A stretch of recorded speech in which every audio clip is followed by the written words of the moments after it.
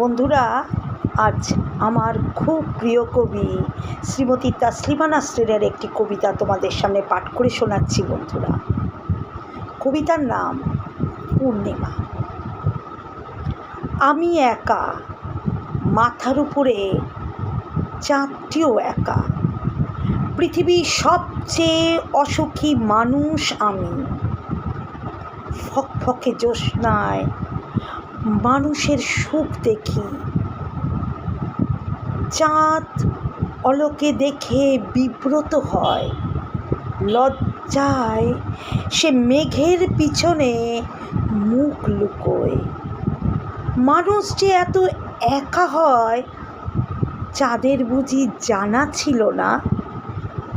চাঁদের না হয় মস্ত এক আকাশের উঠোন আছে, খেলা করবার টুকরো টুকরো মেঘ বালিকারা আছে। আমার কে আছে?